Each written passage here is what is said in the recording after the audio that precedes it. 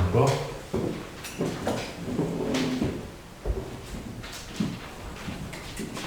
Donc nous allons lire le Srimad Bhagavatam, premier chant, 11e chapitre. 11e chapitre, avec un 1 et puis un 1. Verset numéro...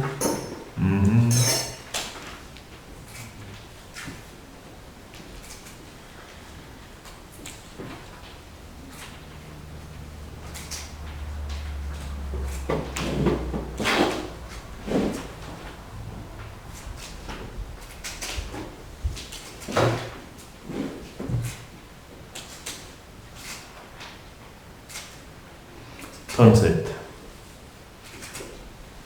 À la page 326.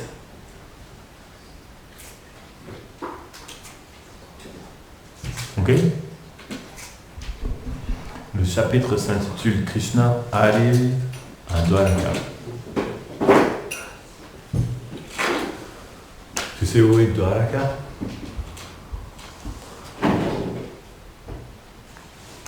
Ok. Dwaraka, ça se trouve très loin d'ici. Sur la berge de l'océan, sur la rive de l'océan, au bord de la mer. Au bord de la mer, sur la côte ouest de l'Inde. Tu as déjà vu la carte de l'Inde? Non? Il faut que tu demandes à ta mère de te montrer la carte de l'Inde et de te montrer où est Vrindavan, Mayapur, Jagannath Puri et Dwaraka. Ok? Comme ça, tu vas apprendre la géographie spirituelle.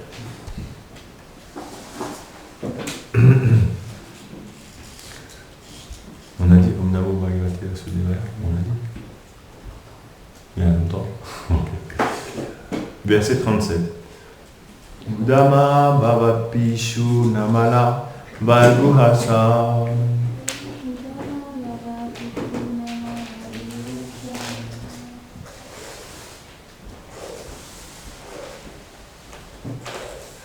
Udama Bhava Pishuna Manavalgu Hasa.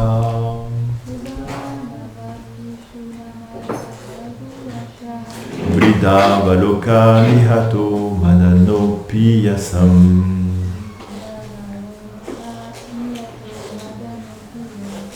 Vrida Valoka Nihato Madano Piyasam.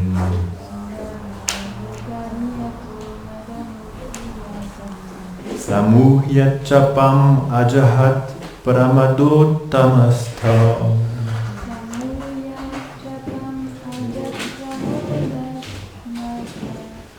Yasyendriyam vimatitum kuhakerna sheku.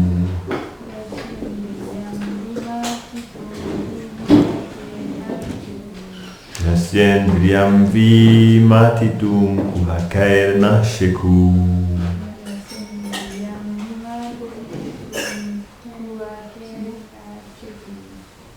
Que veut dire Sheku? Sheku? Non, l'ensemble. Ouais. Parfois le sanskrit est simple à prononcer, parfois il est difficile à prononcer. Tu veux essayer?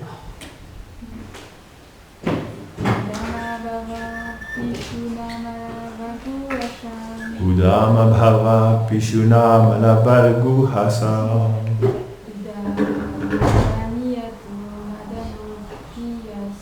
Vridha Valoka Nihato Madano Piyasam.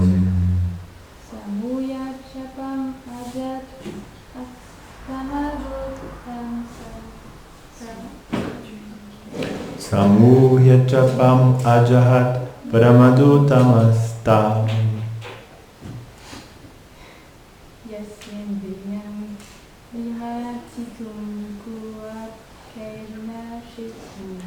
Yasyendriyam vimatitum kuhakairna sheku. Sheku. C'est dommage quand même pas le mot à mot, on ne peut pas savoir. Que veut dire sheku? Traduction et commentaire. Par leur sourire et leur regard furtif, sans tache et excitant, Ces reines auraient pu séduire Shiva ou encore Cupidon qui devant elle, dans sa frustration, aurait abandonné son art. Cependant, l'envoûtement de leur charme ne pouvait perturber l'essence du Seigneur.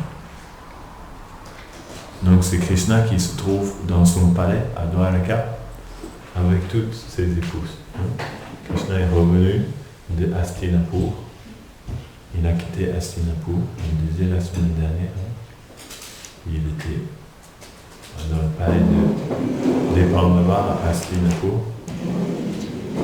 ou des Kauravas, on peut savoir vraiment à qui appartient ce palais. Est-ce que c'est le palais des Kauravas ou c'est le palais des Pandavas? Ça dépend à qui vous demandez. Et donc Krishna est arrivé à Dwaraka.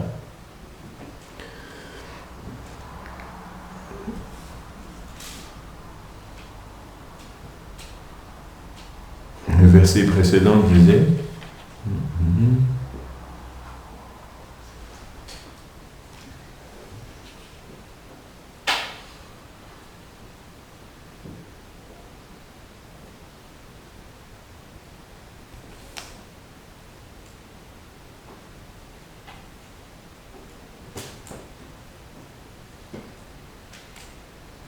bon, je vais remonter quelques versets en avant pour expliquer le contexte, c'est très joli.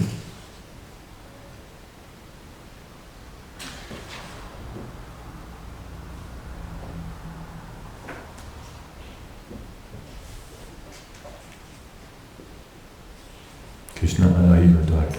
Vous voulez entendre parler de l'arrivée de Krishna à Dwaraka?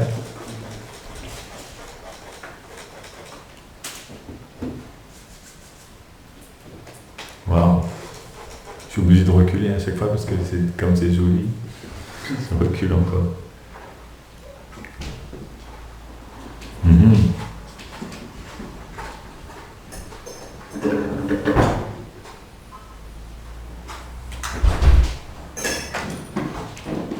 Wow.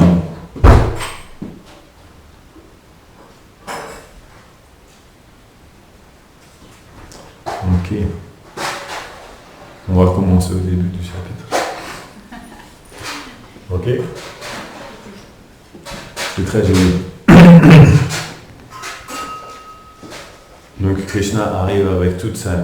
Il n'arrive pas tout seul, hein? Il y a toute une suite aussi royale qui arrive avec lui dans la ville de Dwaraka.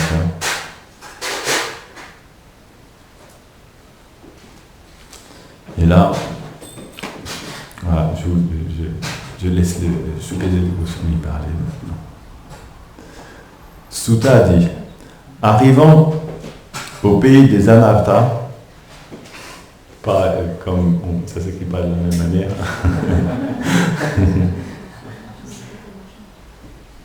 C'est un autre pays. Le pays des Anarthas. Surtout ne jamais visiter. S'enfuir au plus vite.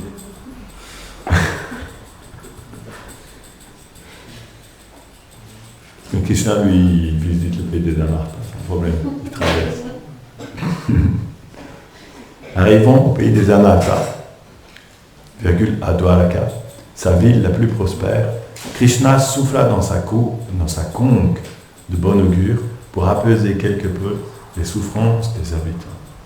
Pourquoi est-ce que les habitants souffraient? Parce que Krishna était parti depuis longtemps et ils vivaient dans la séparation de Krishna. Ils attendaient quand est-ce que Krishna va revenir. Donc là, Krishna, il se trouve... Il aperçoit la cité au loin. Et dès qu'il aperçoit la cité au loin, il a pris sa conque, il a soufflé dans sa conque. Sa conque avait un ventre blanc. Et elle paraissait légèrement rougie.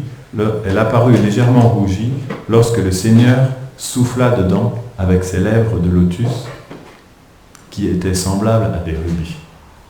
Parce que la couleur des lèvres de Krishna ressemble à des rubis. Quand il a soufflé dans la conque, ça a fait voir le reflet des lèvres de Krishna aussi sur le brillant corps de la conque. Et donc ça a fait un reflet rouge. Elle resplendissait dans ses paumes de lotus comme un cygne qui chante une mélodie au milieu d'un groupe de fleurs de lotus. preuve, hein. Ça, c'est Krishna qui souffle dans sa conque. Il va dire. Sa conque avait un ventre blanc et elle apparut légèrement rougie quand le Seigneur souffla dedans avec ses lèvres de lotus qui étaient semblables à des rubis. Resplendissait dans ses paumes de lotus comme un cygne qui chante une mélodie au milieu d'un groupe de fleurs de lotus.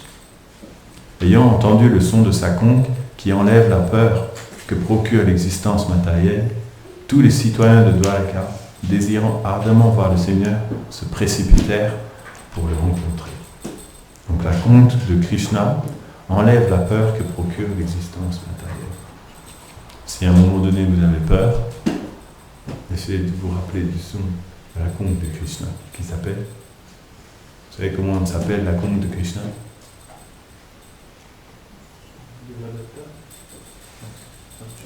Panchajanya.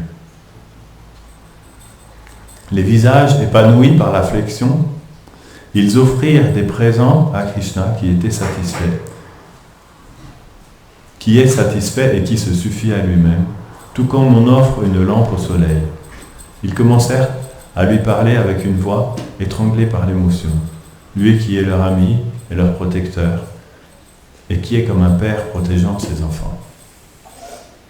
Ô Seigneur, nous offrons nos hommages à tes pieds de lotus qui sont adorés par Brahma, les Kumara et Indra. Tu es le refuge suprême de ceux qui aspirent au plus haut bienfait de l'existence. Toi qui ne peux être influencé par le temps qui domine même Brahma.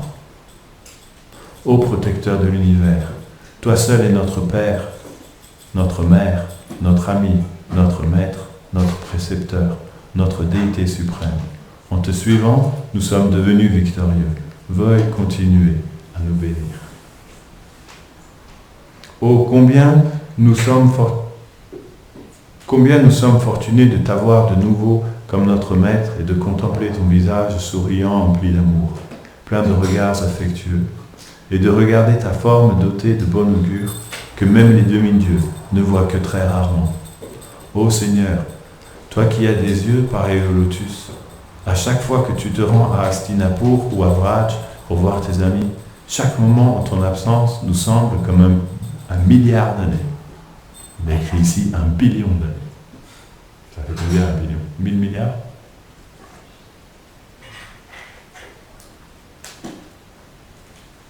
Et nos yeux perdent leur utilité comme s'ils sont privés de la lumière du soleil. C'est le sentiment. Hein? Ils ont le sentiment que lorsque Krishna parle, chaque instant de leur existence ressemble à 1 billion d'années. Et leurs yeux, ils ont l'impression que leurs yeux sont inutiles. Parce qu'ils ne peuvent pas voir Krishna. Si les yeux ne peuvent pas voir Krishna, alors ils sont inutiles. Chaitanya Mahaprabhu a dit ça. Il disait ça aussi à Ramananda et Swarupdamura. Il disait, si quelqu'un a des yeux, mais que ces yeux-là ne voient pas Krishna, alors ces yeux ne valent pas mieux que les yeux qui sont sur les plumes d'un pomme. Ouais, sur les plumes de pomme, on dirait qu'il y a des yeux là aussi. Il dit, si quelqu'un a des yeux, mais qui ne regarde pas Krishna, ses yeux sont comme les yeux sur une plume de pomme. Il dit, si quelqu'un a des oreilles, mais qui n'entend pas les gloires de Krishna, alors ses oreilles ne valent pas mieux que des trous dans un champ. Il y a toute une longue discussion comme ça. Il dit, si quelqu'un a des jambes, mais qu'il ne marche pas vers les lieux de pèlerinage reliés à Krishna, alors ces jambes ne valent pas mieux que des troncs d'arbres. Comme ça, il condamne tout ce qui n'est pas engagé, en fait, à percevoir Krishna comme n'ayant aucune valeur. Ici, ils disent la même chose. Nos yeux perdent leur utilité comme s'ils étaient privés de la lumière du soleil. S'il n'y a plus de lumière du soleil, les yeux ne servent à rien. Non. Tu as beau avoir des yeux, quand il fait noir, ça ne te sert à rien les yeux. Non. Donc tu as des yeux inutiles. On a des yeux, mais comme il fait noir, on ne voit rien du tout. C'est des yeux inutiles. Ils disent pareil, si nos yeux ne peuvent pas voir Krishna, alors ils sont aussi inutiles que s'ils étaient privés de la lumière du soleil. Ô Seigneur, Comment pourrons-nous maintenir nos vies si tu t'en vas? Si nous ne voyons pas ton visage fascinant, dont les sourires plaisants et les regards joyeux assèchent toutes les misères. Comment est-ce que nous pouvons continuer à vivre si tu t'en vas? Ils sont intenses. Hein? Dès que Krishna arrive, c'est la première chose qu'il lui dit. Ils disent, mais comment tu veux que... Parce que là, ils retrouvent leur vie, en fait. Ça veut dire que... Ils se demandaient à chaque jour s'ils allaient pouvoir continuer à survivre sans Krishna. Parce qu'en fait, Krishna est tellement sublime qu'il y a un contre-effet. C'est que quand il disparaît, ça devient très difficile de ne pas être avec lui. C'est comme chaque chose qui est plaisante a un contre-effet, c'est que lorsqu'elle disparaît, après on ressent le sentiment de ne plus la posséder. Alors comme Krishna est infini dans sa beauté, obligatoirement, lorsque quelqu'un peut contempler la forme de Krishna, il expérimente un sentiment de beauté et de fascination infinie. Mais si Krishna disparaît, il va expérimenter un sentiment aussi infini, mais inverse. De ne plus pouvoir contempler Krishna. Et ce sentiment-là est aussi infini, mais à l'inverse. Donc c'est très, comment on peut dire, bouleversant. C'est très bouleversant de vivre avec Krishna. Krishna est quelqu'un de bouleversant. Il ne peut pas faire les choses à moitié, Krishna, parce qu'il est l'absolu. Il peut faire que les choses totalement. Tout ce qu'il fait, c'est que à 100%. Il n'y a pas du 50% ou du 90% avec Krishna, c'est tout. Et je dirais même 200%. Tout ce que Krishna fait, c'est 200%. Pour pas dire 1000%. Parce que Krishna est comme ça. C'est sa nature. Si on veut vivre avec Krishna, on doit vivre aussi à 200% ou à 1000%. Sinon, on vit à côté de la plaque. Parce que Krishna, lui, il vit à 2000%. Donc si vous voulez vivre avec lui, il faut aussi vivre à 2000%. Sinon, vous êtes sur un autre, comme on dit, sur une dimension parallèle. Vous n'êtes pas sur la même dimension que Krishna. Intéressant. Mais là, on voit que les habitants de Dwarka, ils vivent aussi à 2000%. Lorsque Krishna, il lui dit ça, comment est-ce que nous pouvons maintenir nos vies si tu t'en vas? Katam vayam nata chiruse dvayi prasana dristya kila tapa shoshanam jiveme te sundarahas sobitam vadalam manoharam. Si nous ne voyons pas ton visage fascinant, dont les sourires plaisants et les regards joyeux assèchent toutes les misères. Après avoir entendu les paroles des citoyens de Dwarka, Krishna, qui est affectionné envers ses dévots, entra dans la cité et répandit sur eux sa miséricorde par son regard. Non, Krishna entre dans la ville de Dwarka. Il faut comprendre la ville de Dwarka, c'est pas comme Paris, hein. C'est l'opulence, c'est une opulence inimaginable. C'est une ville faite tout en joyaux, entièrement en joyaux. C'est une ville gigantesque.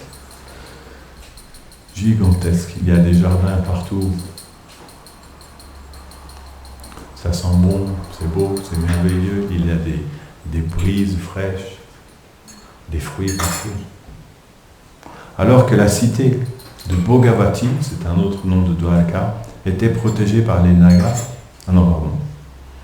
Alors que la cité de Bhogavati était protégée par les Nagas, Dwarka, elle, était gardée par les Madhu, les Bhoja, les Dashara, les Arha, les Kukura, les Andakas et les Vrishni, qui avaient une force similaire au Seigneur lui-même. Ça veut dire que tous les habitants de Dwarka, ils ont une force similaire à Krishna lui-même.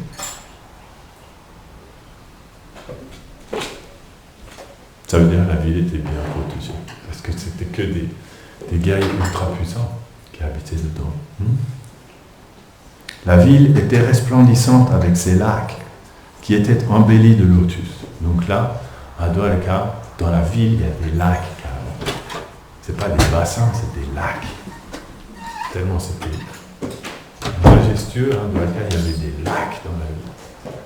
Et ces lacs étaient remplis de lotus. Elle était entourée de beaux vergers. C'est des vergers carrément d'arbres fruitiers. Hein. Un verger, c'est grand. Quand on dit un verger, c'est grand. Des jardins fleuris, de parcs pleins d'arbres sacrés et de tonnelles qui donnaient en toute saison quantité de fruits et de fleurs. Ça vous donne un peu une vision de la ville de Dwarka, non? Des lacs remplis de fleurs de lotus. Les portes de la cité ainsi que les palais et les rues étaient parées de décorations, d'énormes drapeaux et de bannières avec des emblèmes pittoresques qui flottaient sous le soleil et qui masquaient ses rayons. Ça veut dire qu'il masquait les rayons du soleil. Ça veut dire que les drapeaux étaient tellement grands qu'ils cachaient, qu'ils faisaient même de l'ombre. C'est pas souvent que on voit un drapeau qui fait de l'ombre, non? Parce qu'un drapeau, souvent, il est assez loin, donc pour faire de l'ombre, il faut quand même qu'il soit très très grand. Hein? Les rues principales, les chemins secondaires, les rues commerçantes et les trottoirs avaient été nettoyés et aspergés d'eau parfumée, et partout des fleurs, des fruits et des graines avaient été répandues. Ils ont mis dans la rue de l'eau parfumée, pour que ça sente bon partout. Et comme ici, tu sais, ils passent des fois avec les gros camions là, qui nettoient les trottoirs. Mais ça sent mauvais, les camions qui nettoient les trottoirs. Parce que la ville sent mauvais, non? Particulièrement Rouen, ces jours-ci, ils sont très mauvais à cause de Lubrizol. Ce n'est pas des lacs de lotus que nous avons à Rouen, c'est des lacs d'hydrocarbures qui répandent une puanteur dans toute la ville. Et si vous respirez, vous attrapez le cancer. Bienvenue à Rouen. Mais d'ailleurs, les Yashoda sont venus ici pour changer tout ça. Ils ont ouvert une autre ville. Et là, c'est juste Dwarka. Hein.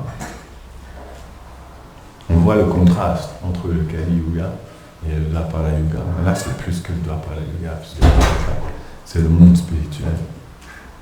L'entrée de chaque maison de la ville était ornée de pots emplis d'eau, d'encens, de lampes, d'offrandes, de yaourts, de riz, de fruits et de tiges de canne à sucre.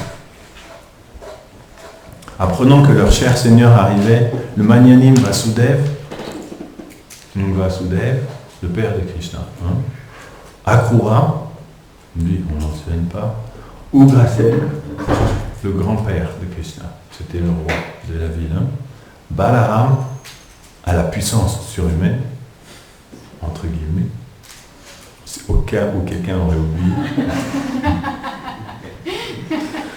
Balaram à la puissance surhumaine, Pradyumna, le fils de Krishna, Charudeshna, Shamba, le fils de Jambavati, s'arrêtèrent de manger. Ils étaient en train de manger au moment où Krishna arrivait, paf, ils se sont arrêtés net quand ils étaient en train de manger. Non, ça les a immobilisés. Ils s'arrêtèrent de manger, ils s'arrêtèrent de dormir, et quittèrent leur couche et leur siège, tant leur joie et leur enthousiasme étaient grands. Ils se sont levés direct et ils sont partis dans la direction où Krishna arrivait. Précédés d'éléphants, évidemment, hein, on sort pas sans son éléphant.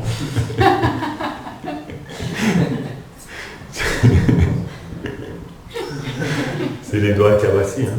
Ils ne sont pas précédés de leur caniche, mais ils sont précédés d'éléphants. Ici, les gens, quand ils sortent, ils sont précédés d'un bulldog ou d'un caniche. Mieux, ils sont précédés d'éléphants, au pluriel, s'il vous plaît. Précédés d'éléphants, ils sortirent sur leur char, accompagnés de brahmanas, qui portaient des choses de bon augure. Il ne faut pas les choses à moitié non plus. Hein. Alors que le chant de prière védique et le son de conques et des bugles résonnaient, avec eux se joignirent plusieurs centaines de belles courtisanes sur des chars, avides de voir le Seigneur, leurs joues reflétant l'éclat de leurs pendants d'oreilles brillantes. Ça veut dire leurs boucles d'oreilles brillantes. Des comédiens, des danseurs, des chanteurs, des poètes, des bardes, des chantres, dépeignaient les merveilleuses activités étonnantes du Seigneur. Le Seigneur rencontra ses amis, les proches et les citoyens qui étaient venus pour l'accueillir. Il leur offrit ses respects de manière appropriée.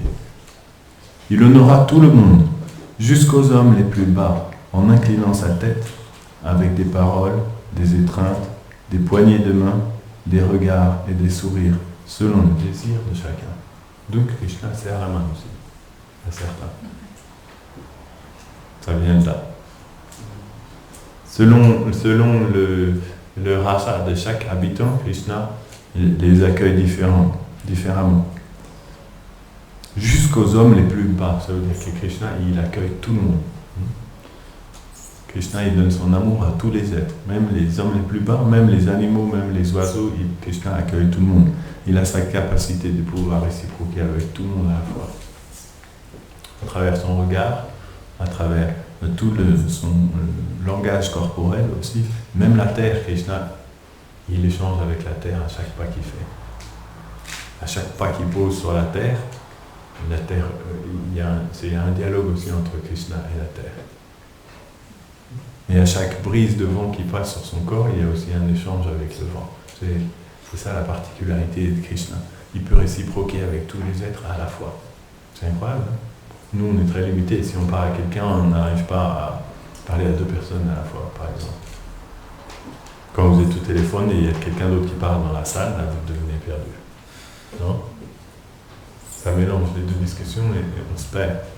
Krishna, lui, il peut réciproquer avec tout le monde. Certains en inclinant sa tête, donc ça veut dire ceux qui sont plus âgés que lui, comme Ugrasen, Vasudeva, Krishna incline sa tête. Certains, il les accueille juste avec des paroles. Certains, il les accueille en les étreignant, ça veut dire ceux qui sont ses égaux, comme Balaram, à la puissance surhumaine. Certains avec des poignées de main. Mais il faut comprendre que Krishna, quand il serre la main, il ne fait pas. Il ne t'écrabouille pas la main comme les gens ils font ici. Il serre la main à quelqu'un, le gars te mal direct. Non, Krishna a des mains pareilles au lotus. Donc quand il serre la main, c'est très doux. Des regards et des sourires, selon les désirs de chacun. Alors qu'il entrait dans la cité, il reçut lui-même les bénédictions des plus aînés de ses proches, des brahmanas accompagnés de leurs épouses, des chantres et d'autres. Ô brahmanas, quand Krishna arriva sur la route principale, les femmes de Dwaraka, enchantées de le voir, montèrent sur les toits des palais. Bien que les habitants de Dwaraka puissent contempler constamment Achyuta, dont les membres étaient la demeure de la beauté, ils ne pouvaient jamais être rassasiés. Ils ne pouvaient jamais en avoir marre de regarder Krishna. Ça, c'est une autre caractéristique spéciale de Krishna. C'est impossible d'avoir marre de regarder Krishna. Krishna est toujours plus beau à chaque instant. C'est la preuve que les murtis aussi sont Krishna. J'ai pensé à ça l'autre jour, non? Les murtis, on n'a jamais marre de regarder les murtis, non? Ils deviennent jamais moches, les murtis. Leur beauté ne diminue pas. Au contraire, leur beauté grandit à chaque jour. À chaque fois qu'on voit les murtis, on se dit « Waouh, j'avais oublié qu'ils étaient si jolis que ça. » C'est comme ça qu'on doit regarder les murtis. On doit pouvoir percevoir la beauté. Non? Est-ce que tu penses ça à chaque fois que tu viens et quand tu vois Adam et Noël, tu te dis « Waouh, j'avais oublié qu'ils étaient aussi jolis que ça. »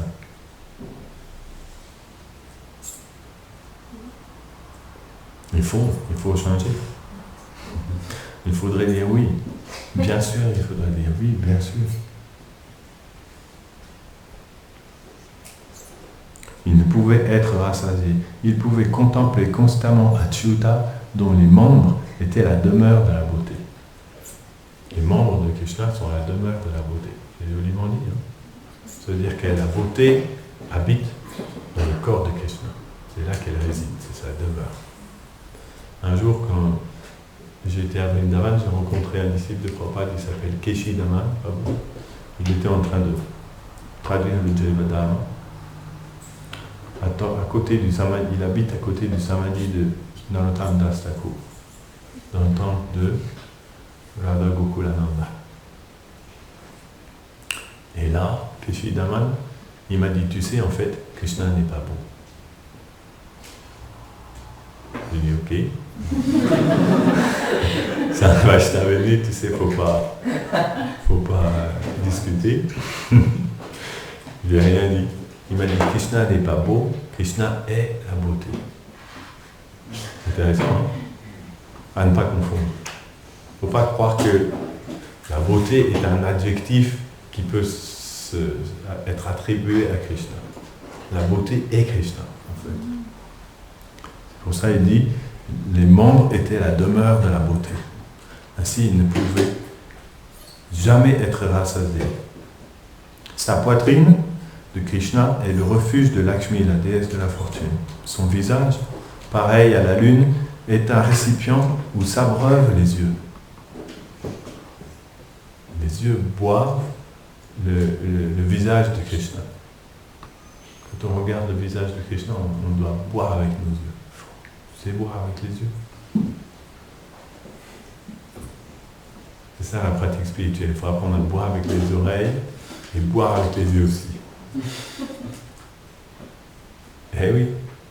Angani yasya sakalen dirya vritimanti. Chaque partie du corps de Krishna peut accomplir les fonctions de tous les autres organes. Angani yasya sakalen dirya vritimanti.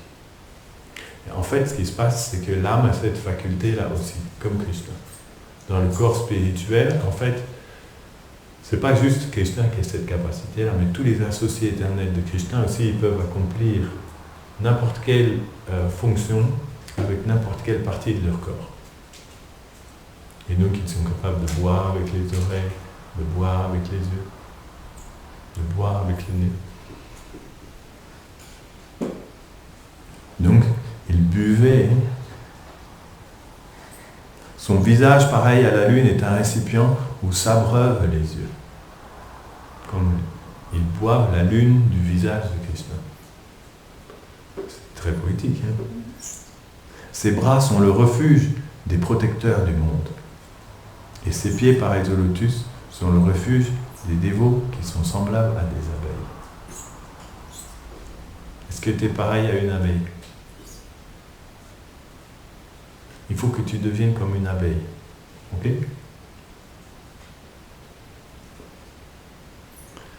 C'est ça ton but dans la vie. Tu dois devenir comme une abeille. Ok? Une abeille les abeilles, elles aiment aller butiner sur les fleurs. Tu as vu déjà? Et quand elles voient des fleurs, elles viennent se poser sur les fleurs, les abeilles. C'est pas des mouches. C'est des abeilles. Très très différents, les mouches et les abeilles. Ils ont différents lieux de prédilection. Il ne faut pas être une mouche. Il faut être une abeille.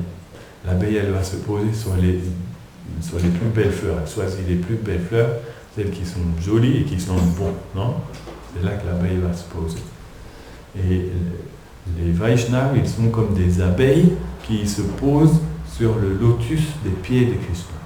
Les pieds de Krishna ressemblent à une fleur de lotus. C'est là que les abeilles qui sont les dévots vont se poser. Ou elles tournent autour. Comme ça. Non? L'abeille, si tu vois, l'abeille avant d'arriver sur la fleur, elle tourne autour de la fleur plusieurs fois. Non? Elle tourne comme ça. Elle se demande, est-ce que je me pose? Est-ce que je me pose pas? Est-ce que je me pose? Est-ce que je me pose pas? Elles hésitent parce qu'il y a beaucoup de fleurs à la fois, non? Elles ne savent pas sur laquelle commencer. Ils sont un peu ivres, les abeilles, tout le temps. Un peu pompettes, les abeilles. Tu les vois quand elles conduisent, là? Elles conduisent pas très droit. Pas très très droit, les abeilles. Elles font... Même, tu vois, leur moteur, c'est pas très régulier. Hein? C'est comme une de chevaux. Comme ça. Et j'ai expliqué que les abeilles à brage, en fait, elles plongent la tête la première dans les fleurs. Poum, comme ça. Et elles boivent un nectar comme ça. elle aspire le nectar des fleurs.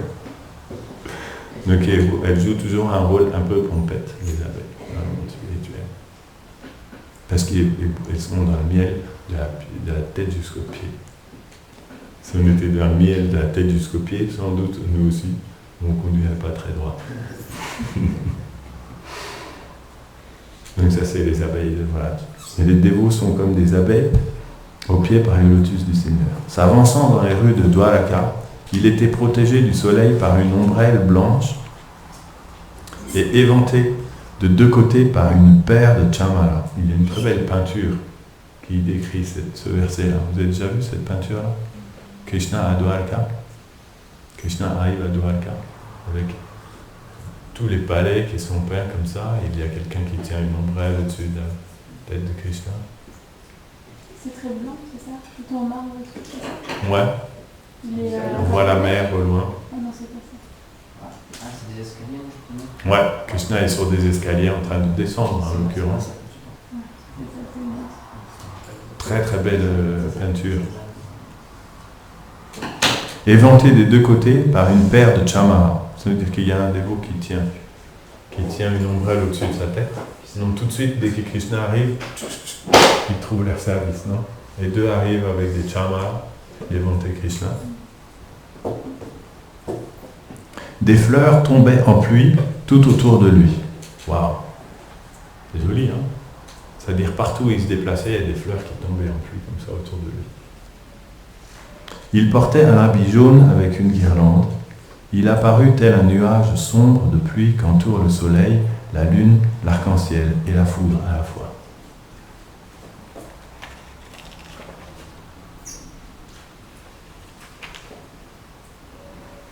Ça, c'est la poésie de Vaishnava, Sutta Goswami.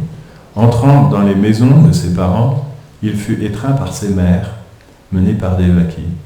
Puis il leur offrit ses respects avec joie, en courbant sa tête.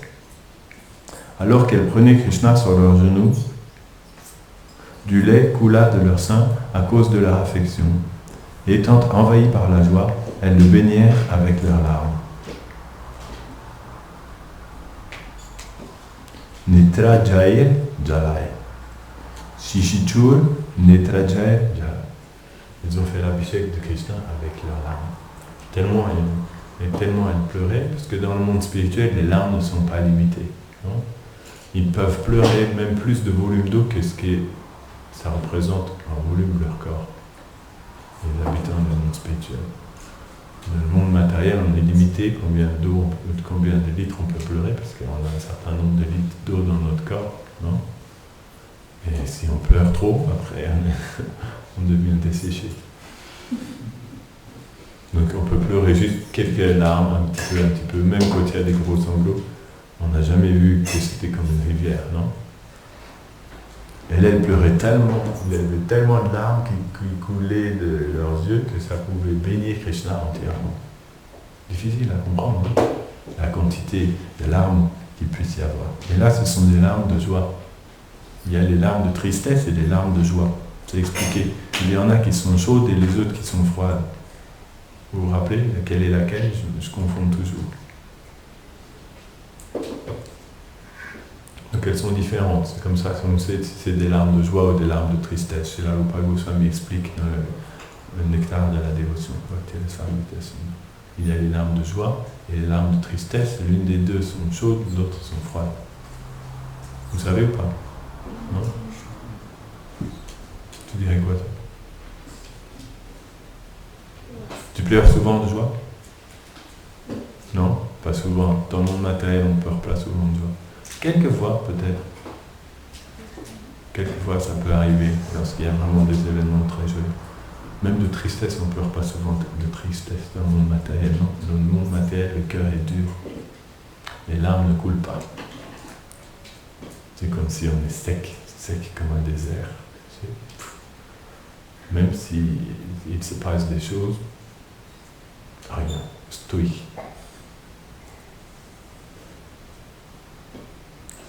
Alors,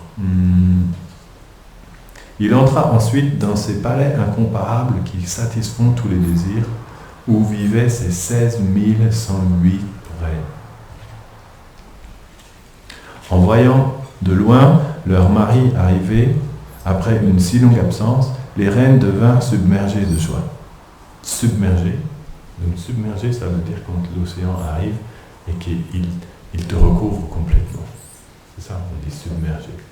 Tu es là sur la plage et une vague arrive et elle te recouvre complètement, tu deviens submergé. On devient submergé par un raz-de-marée, par exemple. Donc là, elles ont été submergées par la joie, en voyant Krishna entrer. Laissant leur pénitence, parce qu'elles avaient fait des pénitences, lorsque Krishna part, pour vivre dans la séparation de Krishna, elles acceptent des pénitences. Comme lorsque Ram est parti, Bharat a aussi accompli des pénitences pendant tout le temps de son exil. C'est une expression de chagrin qu'il avait, afin de pouvoir... C'est une manière aussi de canaliser la tristesse. Une personne va canaliser cette tristesse en décidant d'accomplir des pénitences. Sinon, ce serait trop dur. Donc, elle va mettre tout ce chagrin dans une pénitence. Donc, elles avaient vécu comme ça. Elles avaient fait des pénitences pendant l'absence de Krishna. Laissant leur pénitence, leurs pensées liées à la séparation pendant son absence, elles quittèrent rapidement leur siège. Elles allèrent près de lui, la tête penchée, chargées de regards timides. La timidité est une des qualités de la femme, Krishna dit dans la Bhagavad Gita. Très grande qualité, qui se perd beaucoup de nos jours, malheureusement. Non ? Les femmes sont très effrontées maintenant. Il n'y a plus de timide. Si tu les regardes trop dans les yeux, tu prends un coup de poing. Je peux vous dire, parce que il y a des filles et des filles, mais il y en a, ça marche comme ça. Leur extase était si profonde que les reines étreignirent d'abord le Seigneur avec leurs yeux, puis au plus profond de leur cœur. Ô meilleur des brigous, même si elles essayèrent de restreindre leurs larmes, celles-ci ne pouvaient s'arrêter de couler à cause de leur profonde timidité. C'est beau, hein, les divertissements de Krishna. Leur extase était si profonde qu'elles étreignirent d'abord Krishna avec leurs yeux. Non seulement ils boivent avec les yeux, mais ils étreignent aussi avec les yeux. Et ensuite, ils ont étreint Krishna au plus profond de leur cœur. Ils étreignent aussi Krishna avec leur cœur. C'est la Vishwanath Chakravarti Thakur explique. En fait, avec leurs yeux, lorsqu'ils ont vu Krishna, c'est comme quand les gopis ont rencontré Krishna à Kurukshetra, avec leurs yeux, elles ont pris Krishna et elles l'ont amené jusque dans leur cœur. Et là, elles l'ont étreint. C'est une des capacités de Krishna. Krishna peut faire ça. C'est une des puissances de la dévotion.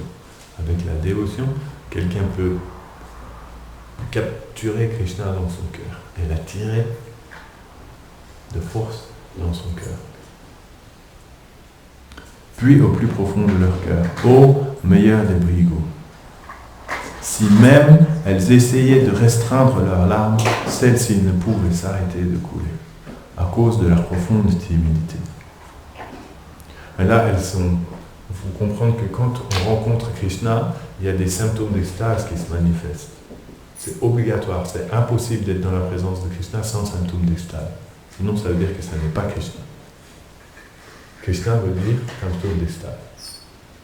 C'est ce qui est expliqué dans le Bhakti Rasamrita Sindhu, du début jusqu'à la fin. Rupa Goswami explique Darshan, le fait de rencontrer Krishna, ça veut dire qu'il n'y a que des symptômes d'extase l'un après l'autre, l'un après l'autre. Même quand ils font sérieux comme ça, c'est aussi une autre forme de symptôme d'extase. Lorsque Krishna est là, il n'y a que de l'extase. Ça prend une forme, ça prend une autre, ça change. On appelle, il y a différentes formes d'extase. Tu connais les différentes formes d'extase ? Non ? Intéressant, on va connaître. On appelle Astasadvika Bhav, Anubhav et Vyabhichari Bhav. 3 formes. Ça, c'est le Bhava Tattva, le Tattva de l'extase. Vous connaissez toutes les formes d'extase? C'est important à connaître. On appelle Sthayi Bhava. Sthayi Bhava, ça c'est l'extase prédominante. Celle qui reste tout le temps, qui ne s'en va jamais. Par exemple, Mère Yashoda est un Sthayi Bhava, Krishna est son fils. Vous comprenez? Ce sentiment est là tout le temps. Ça lui apporte une extase constante, le Sthayi Bhava. Elle est en extase constante à cause de ça. Juste de penser que Krishna est son fils. Et Subha, les Sridham pensent que Krishna est mon ami.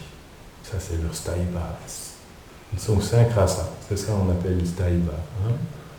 On appelle Madhurya Rati, Sakya Rati, Vatsalya Rati. C'est 5 différents aspects de Sthayi Bhava, d'extase constante. En plus de ça, il y a d'autres extases qui viennent se mélanger. Le Sthayi Bhava, lui, il reste tout le temps, mais parce que le monde spirituel est fait de vagues, comme sur l'océan, il n'y a pas qu'une seule vague, il y a plein de vagues, et les vagues se rentrent dedans les unes les autres. Tu as déjà vu la surface de l'océan, comment c'est fait? C'est comme la bataille de vagues, constamment, non-stop. Donc c'est pareil. Il y a le Sthayi Bhava, l'extase constante. Sthayi veut dire stable, constante. Et ensuite, il y a Anubhava. Anu, ça veut dire consécutive, extase consécutive. C'est-à-dire, lorsqu'il se passe quelque chose, ça va entraîner une extase particulière. Et là, par exemple, le fait de se mettre à chanter, le fait de se mettre à danser, ça on appelle Anubhava. Ce sont des expressions. Lorsqu'un dévot, en plus de son extase constante, à un moment donné, il va ressentir une extase particulière qui va le faire agir d'une manière particulière, on appelle Anubhava. En plus de ça, lorsqu'Anubhava devient plus profond, il devient ce qu'on appelle Asta Saddvika Bhava, comme les larmes là, qui coulent de leurs yeux sans qu'elles puissent les arrêter. Ça on appelle Asta Saddvika Bhava. C'est en plus de leur extase constante, que Krishna est leur époux, maintenant arrive une autre extase, c'est que Krishna revient. Et en même temps, et leurs larmes commencent à couler. C'est pas elles qui ont décidé, tiens, je vais pleurer maintenant. Elles ne contrôlent pas ça. C'est juste leurs larmes qui ont décidé de se manifester comme ça. Et elles deviennent submergées. Elles deviennent, emportées par, en fait, toutes ces extases-là. Donc elles essayent d'arrêter leurs larmes, mais elles ne peuvent pas. Parce qu'elles ne contrôlent pas. Au monde spirituel, c'est l'extase qui contrôle. Personne ne contrôle, c'est l'extase qui contrôle. Et tous les associés éternels de Krishna sont des esclaves de l'extase transcendantale. Personne ne peut choisir qu'est-ce qu'il va faire la seconde d'après. C'est l'extase qui décide. Vous comprenez?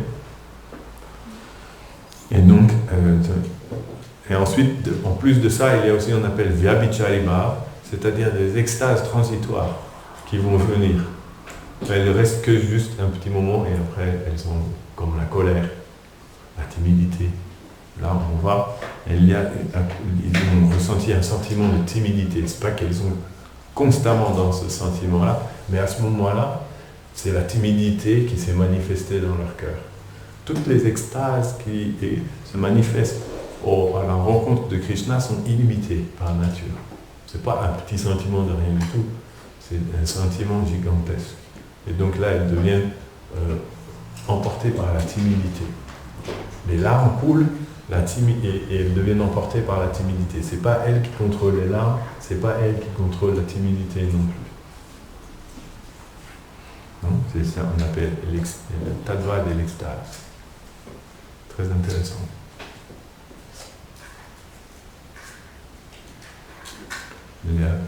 Bien, même si elles essayaient de restreindre leurs larmes, celles-ci ne pouvaient s'arrêter de couler à cause de leur profonde timidité.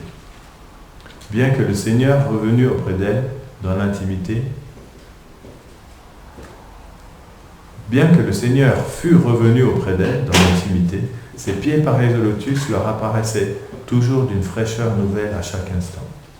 Quelle femme pourrait les abandonner si la déesse de la fortune, Lakshmi, elle-même, pourtant par nature instable, ne peut jamais les quitter? C'est une question. Quelle femme pourrait abandonner les pieds pareils au lotus de Krishna si même la déesse de la fortune, qui est réputée pour être très instable, elle ne peut pas quitter les pieds pareils de lotus de Krishna? Ça veut dire, c'est une manière de dire personne. Avec une tournure poétique, c'est une manière de dire personne ne peut abandonner les pieds pareils de lotus de Krishna une fois qu'il les a obtenus. Tout comme le vent répand un incendie en créant des frictions entre les bambous, le Seigneur, sans prendre aucune arme, avait allumé l'hostilité entre les puissants rois et leurs armées qui étaient devenues un fardeau pour la terre. Il les détruisit en les incitant à s'entretuer. Ça fait allusion à la bataille de Kurukshetra. Krishna revient. Étant apparu sur terre à travers sa puissance interne, le Seigneur se réjouissait avec des femmes dignes de devenir ses épouses, comme s'il était engagé dans des affaires ordinaires. Ici, Sutta Goswami nous rappelle, on doit bien comprendre que nous ne parlons pas d'une personne ordinaire, Krishna, et que ses épouses ne sont pas non plus des êtres ordinaires. Et nous arrivons au verset d'aujourd'hui. C'était juste l'introduction, mais bon, vous faites également. Alors. Le verset d'aujourd'hui, par leur sourire et leur regard furtif, sans tâche, ces reines auraient pu séduire Shiva ou encore Cupidon, qui devant elle, dans sa frustration, aurait abandonné son arc. Cependant, l'envoûtement de leur charme ne pouvait perturber l'essence du Seigneur. Là, il nous rappelle quand même que Krishna, lui, dans tout ça, il contrôle quand même. Krishna, il a toujours ces deux aspects à la fois. Il est constamment en contrôle absolu de tout. Et parfois, par ce contrôle absolu, il décide aussi lui-même de perdre un peu le contrôle. Donc ça arrive aussi à Krishna de perdre le contrôle, mais ça reste dans le comment on peut dire, ça reste dans la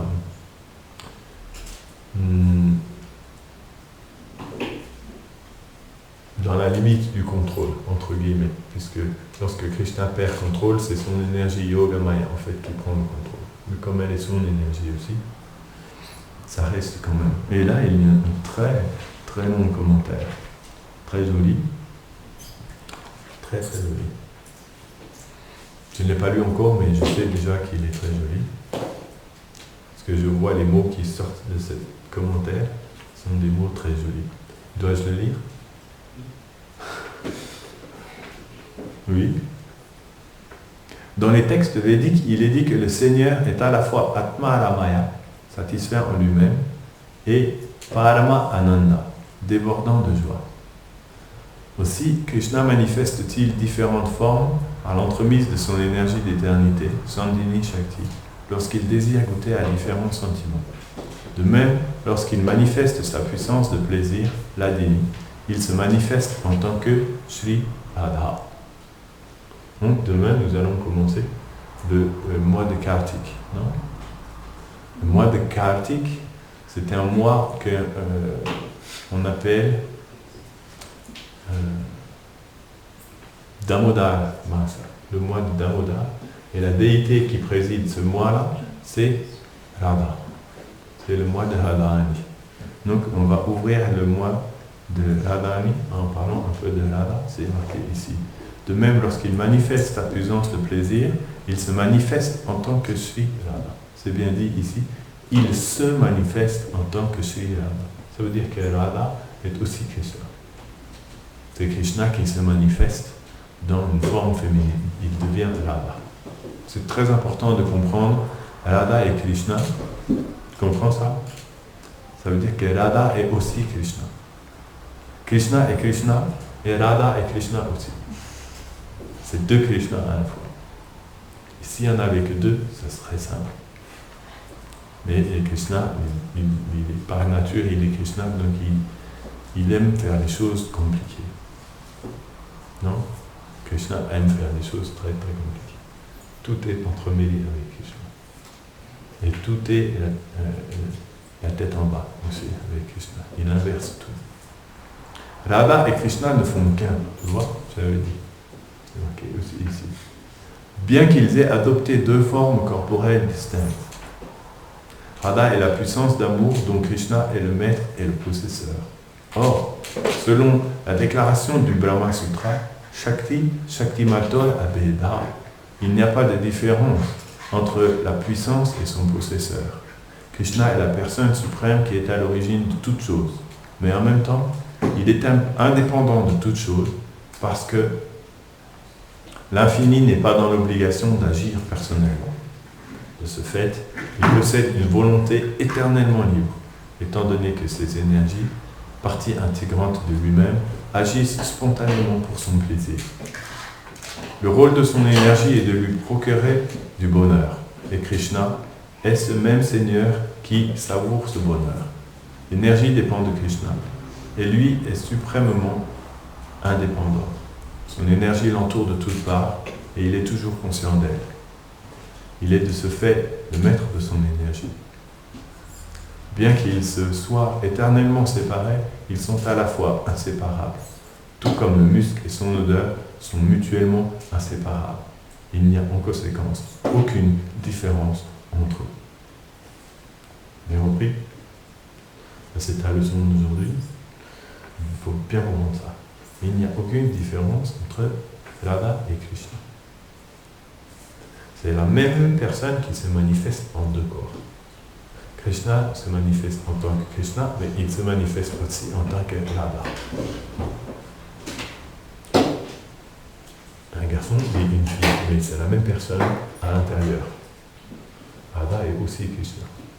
Bien que éternellement séparés, ça veut dire éternellement séparés en deux formes, ils sont à la fois inséparables.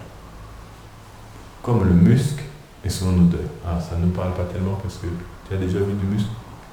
Non, tu n'as pas vu du musc. On va dire comme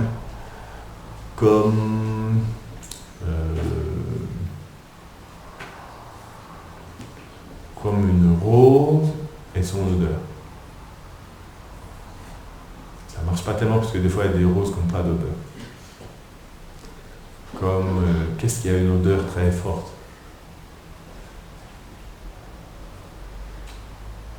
Comme Les lys.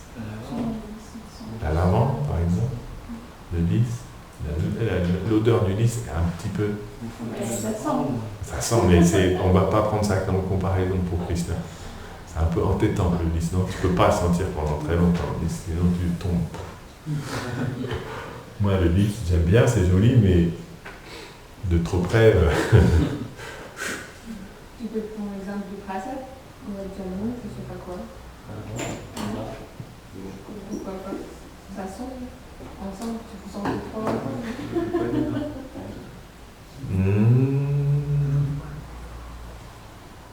Comme... Vous avez déjà trouvé une fleur de lavande dans votre poche? Oui, la lavande, ça sent fort. Disparaître l'odeur. Tu vois ce que c'est une fleur de lavande?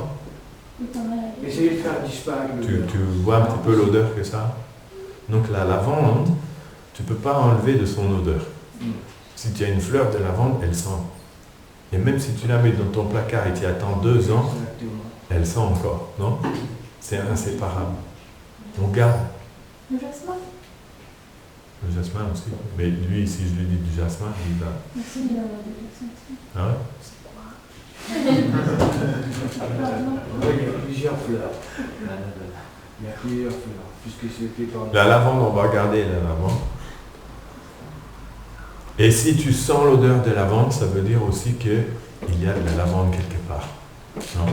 Tu ne peux pas sentir l'odeur de lavande sans qu'il y ait des lavandes. Parce que la lavande et son odeur ne sont pas séparables. Bien que c'est deux choses différentes. Il y a la lavande et il y a l'odeur de la lavande. C'est bien deux choses différentes, mais ils ne sont pas séparables. On prend aussi l'exemple du soleil. Il y a le soleil et il y a la chaleur ou la lumière du soleil. C'est deux choses différentes, le soleil et la lumière du soleil, non? Parce que la lumière du soleil, par exemple, des fois, elle se pose sur toi, non? La lumière du soleil se pose sur toi, mais si c'était le soleil qui se posait sur toi, ça ferait un autre effet. Tu ne durerais pas longtemps. Goravani, il ferait... C'est le rayon du soleil qui nous pose sur la peau. Ouais, c'est ça. Pas le soleil. Oui, c'est bien ce que j'explique. Ça veut dire que... Vous avez déjà approché le soleil? On est... Oui. En effet, j'essaye de lui expliquer quelque chose. Tu vois, la lumière du soleil et le soleil, c'est deux choses différentes, non? Des fois, la lumière du soleil rentre dans une pièce, pourtant tu ne peux même pas voir le soleil. Là, regarde, la lumière du soleil rentre aussi dans cette pièce. C'est inapprochable. Et donc, le soleil, lui, pourtant, il est à l'extérieur. Donc, la lumière du soleil et le soleil sont deux choses différentes. Et pourtant, l'une ne va pas sans l'autre. Si le soleil s'en va, il n'y a plus de lumière du soleil. Non? Quand le soleil se couche le soir, c'est fini la lumière du soleil. On ne peut pas créer la lumière du soleil. Il n'y a que le soleil qui peut donner la lumière du soleil. Grâce au soleil, la lune éclaire. Si vous avez des questions, c'est mieux de les garder pour la fin. Sinon, ça interrompt. Et donc, Radha et Krishna, ils sont, bien que éternellement séparés, ils sont à la fois inséparables. Il n'y a en conséquence aucune différence entre eux. Shri Radha comble tous les désirs du Seigneur, tout comme Krishna se manifeste en de multiples émanations. Elle se multiplie en de nombreuses formes afin de le servir. Elle est l'incarnation de tous les sentiments d'amour spirituel. Elle prend donc différentes formes afin de les personnifier et ainsi contribue à différents échanges d'amour dans les divertissements du Seigneur. Ces émanations variées et infinies ont pour rôle d'accroître la puissance de plaisir de Krishna. Cette relation prend alors le nom de Madhurya Rasa. Elle se traduit par le sentiment d'amour conjugal, libre de toute concupiscence matérielle. Étant donné que cet échange d'amour concerne directement Dieu et sa propre énergie, le Seigneur goûte donc, à travers ses formes réfléchies, ce sentiment sous différents aspects, selon les planètes et les opulences de ses émanations. Par exemple, lorsque sur la planète suprême de Goloka Vrindavan, dans la région suprême de Gokul, là où le Seigneur manifeste toute sa douceur, ce sentiment de Madhurya Rasa que ressent alors Radha pour Krishna est connu sous le terme de Parakya Rasa, le sentiment qui est ressenti par une jeune fille quand elle aime un jeune homme, à travers une liaison cachée. Par contre, dans la région de Goloka Vrindavan, connue sous le nom de Dwaraka, là, Krishna, dans sa forme de Vasudeva, goûte le plaisir d'être un roi, et Radha, dans ses formes de Rukmini, Satyabhama, etc., goûte le plaisir d'être ses reines. Le sentiment de Madhurya Rasa devient alors Sakya Rasa, le sentiment d'une reine mariée avec un roi. Vous suivez bien? Radharani se manifeste sous la forme de toutes les compagnes éternelles de Krishna.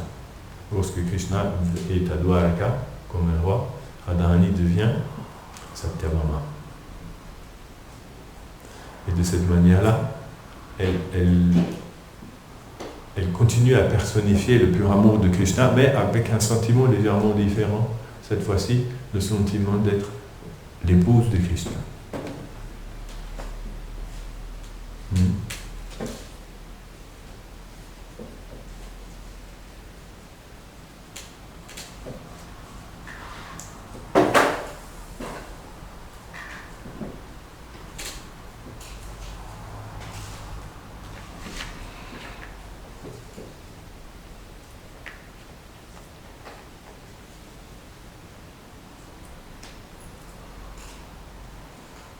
Comprenons bien que le Seigneur suprême ne descend jamais au niveau de l'âme conditionnée.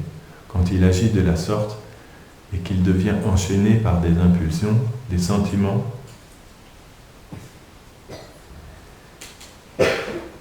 et des désirs lascifs. Il ne dépend d'aucune autre personne que de lui-même, puisqu'en agissant ainsi, il ne fait que scruter sa propre personnalité incommensurable étant donné que Radha et ses émanations, comme les reines de Dwaraka, ne sont en réalité que sa propre énergie d'amour et de félicité, ce qui implique que le Seigneur ne saurait prendre plaisir de ce qui diffère de sa nature spirituelle. Shri Vishwanath Chakravarti Thakur explique que par leurs sourires purs et gracieux et leur regard timide, les reines indiquaient qu'elles possédaient un amour profond pour Krishna, dirigé exclusivement vers lui et qui venait de leur propre sentiment d'amour. Elles n'étaient pas sous l'influence du Cupidon matériel, car celui-ci ne peut toucher les associés du Seigneur. C'est pourquoi il fut vaincu par les reines. Cupidon considéra. Intéressant, Vishwanath Chakravarti Thakur, maintenant il fait parler Cupidon. Cupidon se dit,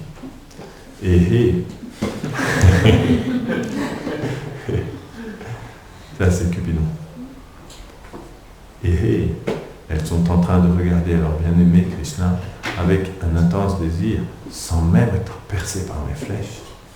Le résultat, c'est qu'il devint lui-même frappé d'émerveillement en voyant la douceur et la beauté de Krishna. Bien qu'il fût venu pour illusionner le Seigneur, il devint déconcerté et jeta son arc. Il pensa, dans la présence de leurs sourcils qui s'arquent comme des arcs, et leurs regards timides qui sont comme des flèches, quelle est l'utilité de mon arc et de mes flèches? Ainsi, vaincu, il les quitta. Vous avez suivi? Vous avez compris? Cupidon est venu, et parce que Cupidon, c'est lui qui tire dans le cœur des êtres pour créer l'attachement entre une personne et l'autre. Il est venu, mais il a vu qu'il n'y avait aucun attachement matériel, en fait, dans le cœur des reines de Dwarka. C'était juste un amour pur qu'elles aimaient Krishna. Donc il a compris que ses arcs et ses flèches ne pouvaient rien faire. Et il est parti. Les reines, bien que les meilleures des femmes, n'auraient pas pu subjuguer le Seigneur avec des beaux sourires et de regards si leur ambition avait été matérielle et trompeuse, tout comme un matérialiste qui désire contrôler une personne afin de satisfaire ses propres sens. Krishna n'est subjugué que par l'amour pur de ses dévots, ce qui implique que leur sourire et leur regard étaient chargés de pur amour conjugal pour Krishna et qu'ils avaient le pouvoir de l'amener sous leur contrôle. C'est pourquoi elles sont décrites comme ayant l'amour pur, Bhava Pishuna, et les autres comme étant Furu, Kuhakai. Bien que le Seigneur soit subjugué par l'amour de ses dévots, ceci est accompli par son énergie spirituelle, Chit Shakti. Il est toujours au-delà des influences de l'énergie matérielle. Parce que les regards et les sourires de ces reines sont composés d'amour pur de Krishna. L'amour qui apparaît en elles et les divertissements d'amour qui émanent de cet amour sont tous spirituels. C'est pourquoi il est impossible de dire que le Seigneur jouit des objets des sens matériels, tels que le son et le toucher.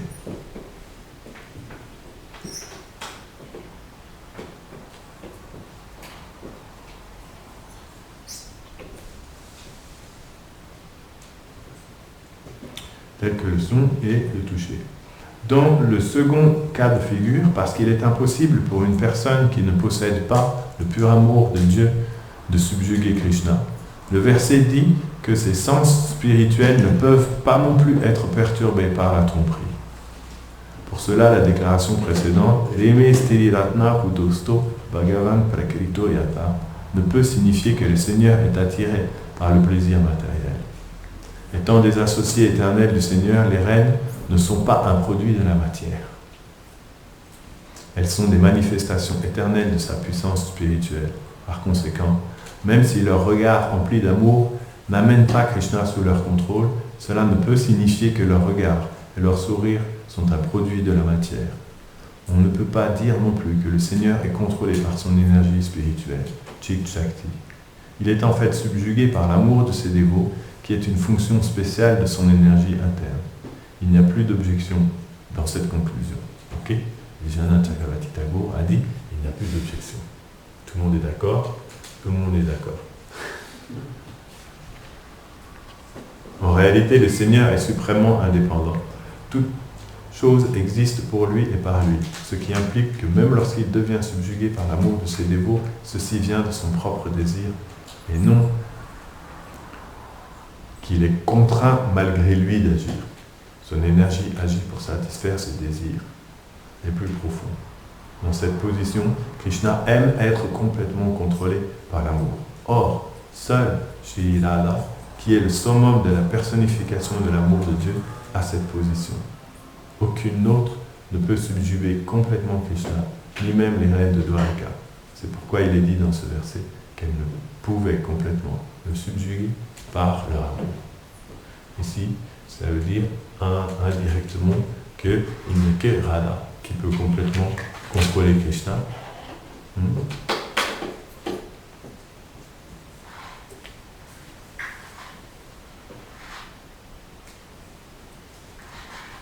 Très joli, hein?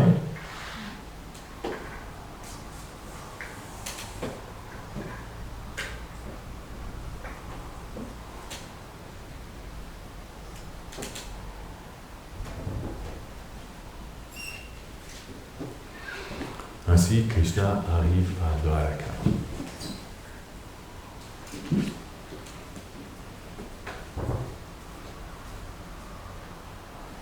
La pureté des reines de Dwarka ou des gopis de Vraj est tellement infinie que elles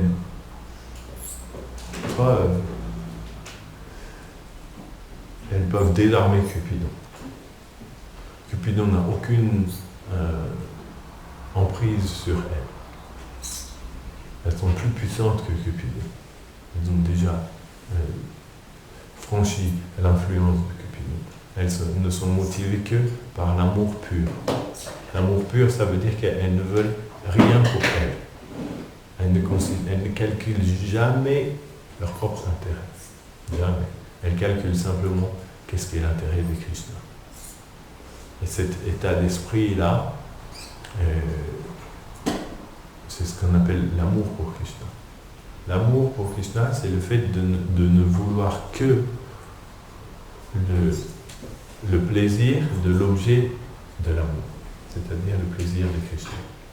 Absolument rien d'autre ne peut exister dans leur cœur et dans leur pensée que faire plaisir à Krishna. Elles espèrent simplement que Krishna soit heureux et satisfait. Et c'est ça qui est la source de leur propre plaisir à eux. C'est là, en ça qu'elles trouvent leur joie. Non ? Elles ne trouvent pas leur joie de façon indépendante. Elles trouvent leur joie simplement en voyant Krishna joyeux.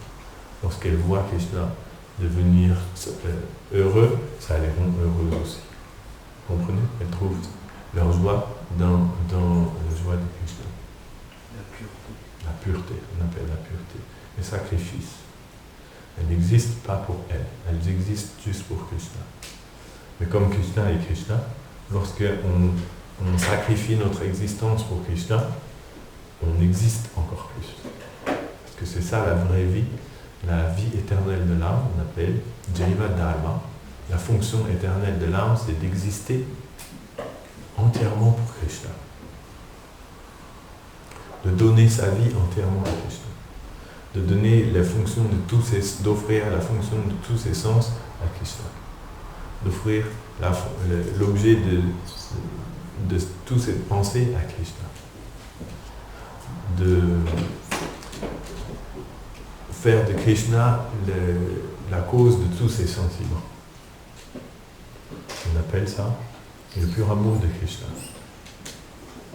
Lorsqu'il n'existe plus rien à l'intérieur d'une personne qui est Krishna. Juste faire plaisir à Krishna. C'est comme ça que les gopis de Vraj vivent. Et les reines de Dwarka aussi, mais les gopis de Vraj encore à un niveau plus intense quelque part. Non ? C'est comme il y a, comme on disait tout à l'heure, il y a 100% et il y a 200%. 100% c'est déjà 100%. Non ? On appelle déjà le pur amour de Krishna. C'est marrant, hein ? C'est à peu près le même genre de concept. Quand on dit quelque chose à 100%, c'est déjà 100%, c'est déjà pur. Non, il y a tout, il n'y a rien d'autre, c'est 100%.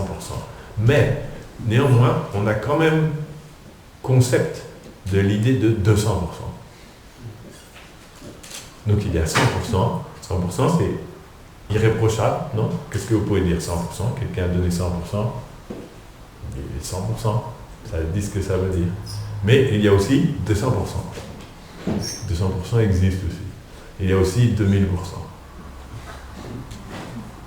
Et c'est comme ça que dans le monde spirituel, en fait, bien que tout soit pur et que tout soit situé dans l'amour de Krishna, que tout soit total, juste pour le plaisir de Krishna, il y a quand même différents niveaux. Néanmoins, d'un certain aspect, quelle est la différence entre 1000% et 100%? C'est la même chose, parce que dans les deux cas, c'est 100%. Non? Dans les deux cas, ça veut dire complet et total. Et on ne peut pas dire que le 1000% est plus complet que le 100%. Non? Mais dans l'intensité, il y a quand même une idée. Quand on dit 1000%, ça fait plus intense que quand on dit 100%. Non? 200%. C'est-à-dire que ce que tu donnes à 100%, si tu donnes le double, ça fait 200%. C'est ça le monde spirituel. 2000%, 3000%, 4000%, 10 000%, 100 000%. Et ça augmente comme ça, jusqu'à l'infini. Mais il n'y a que pourcent. Il faut déjà, le monde matériel, c'est 1%, 2%, 3%, 4%, 5%, 6%, 6,5%, 6,6%. Le diva, il a du mal à le donner. Hein? Voilà. Le diva, il a du mal à donner. Mais pour relationner avec l'absolu, il faut être soi-même absolu dans notre approche. Ça veut dire être absolu, ça veut dire 100%. C'est la seule manière d'approcher Krishna. On appelle ça Atma Nivedana. Ça veut dire que tu te donnes entièrement à Krishna. De cette manière, à partir de là commence ce qu'on appelle Bhakti. Le sentiment de Bhakti commence par Atma Nivedana, se donner entièrement à Krishna. Donne Atma Nivedana Gopti Devarana. On appelle Sharanagati, c'est la voie du don de soi. Et dans le don de soi, l'âme devient ce qu'elle est véritablement. Elle découvre sa nature éternelle. Parce que la nature du monde spirituel, c'est de se donner intégralement. C'est le monde du don de soi. Ici, nous vivons dans le monde de l'exploitation. Donc chacun cherche à donner le moins possible, non? 6,65%. 6,66%. On dit, vas-y, donne un peu plus. Ok, 6,66,5%. J'ai donné un peu plus. On appelle ça les avares. Ils donnent un petit peu, ok, ils veulent bien donner un petit peu, mais ils essaient à chaque fois qu'ils donnent un petit peu plus de donner le moins en plus qu'ils peuvent. Voilà. Et même jusqu'à 99%, c'est encore le monde matériel. Même à 99,99999%, c'est encore le monde matériel. Le monde spirituel commence à 100%. Là, c'est le monde spirituel qui commence. Et après, 101%, 102%. Intéressant, hein, comme analyse. Je n'avais jamais pensé, mais ça nous permet de comprendre un petit peu la dynamique. Les Vaishnavas, on appelle Vaishnavas ceux qui vivent à 100%. Ils ont donné leur vie à Krishna. C'est ça un Vaishnava. Il y a 26 qualités d'un Vaishnava. Parmi ces 26 qualités, il s'est considéré. Il y a une qui est la qualité intrinsèque, ou on peut dire primaire, fondamentale, et les 25 autres sont secondaires. On appelle Tatashta Lakshana, Swarup Lakshana. Swarup Lakshana, c'est-à-dire la qualité fondamentale d'un Vaishnava. Oui. Non. Swarup Lakshana. La qualité fondamentale d'un Vaishnava, et les autres sont les 25 autres qualités secondaires qui se développent à partir de cette qualité fondamentale. Quelle est la qualité fondamentale d'un Vaishnava? Le Swarup Lakshana, qui manifeste ensuite toutes les autres 25 qualités. Vous connaissez? C'est l'abandon à Krishna. le fait qu'il est entièrement abandonné à Krishna. Ça, c'est la qualité fondamentale.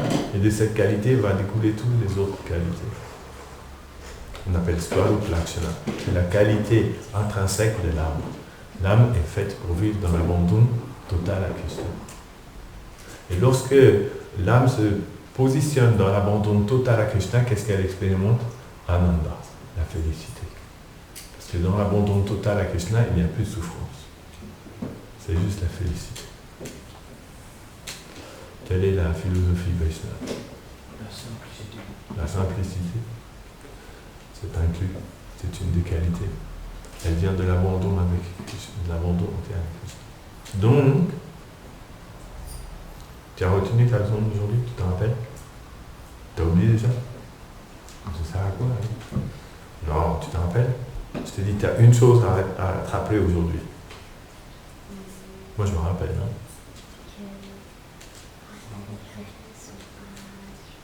Voilà, c'est bien. C'est la même personne. C'est Radharani et Krishna qui est apparu sous cette forme-là aussi. Ok? Maintenant, une deuxième chose je te donne pour aujourd'hui. Ok? La deuxième chose, c'est que il faut donner sa vie complètement à Krishna.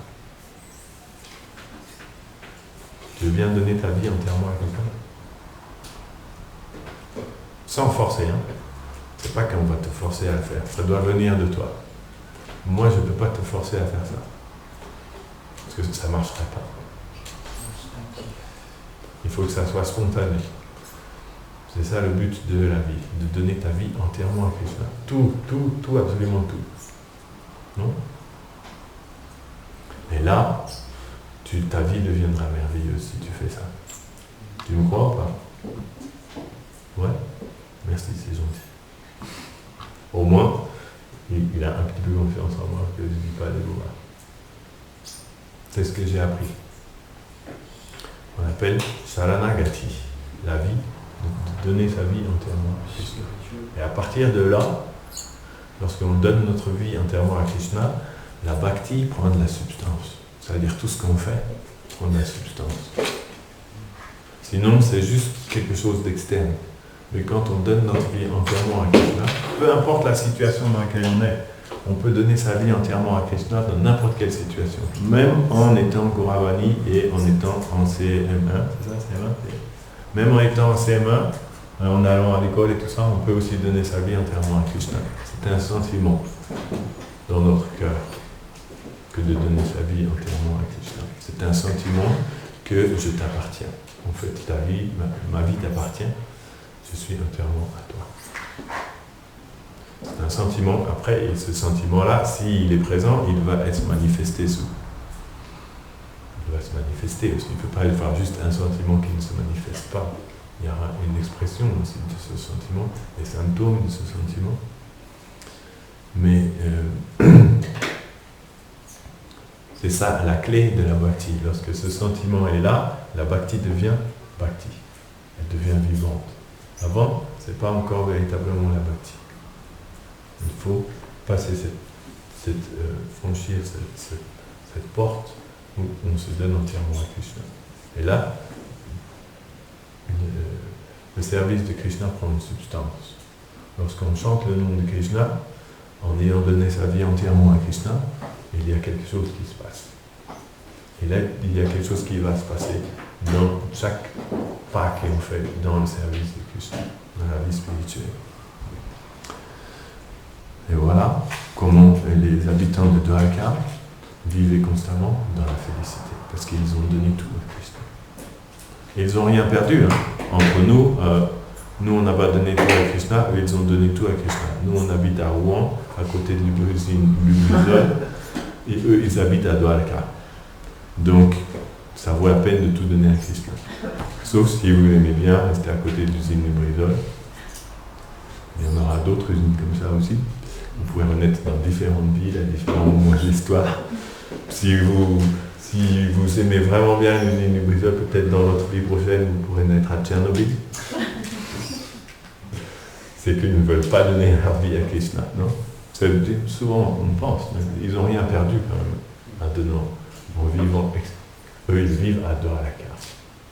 Je vous relis la description ou c'est quand même une autre réalité que Rouen. Jai, Srimad Bhagavatam ki Jai, Sri Sinanda Yashoda Gopal ki Jai, Sri Siraram ki Jai.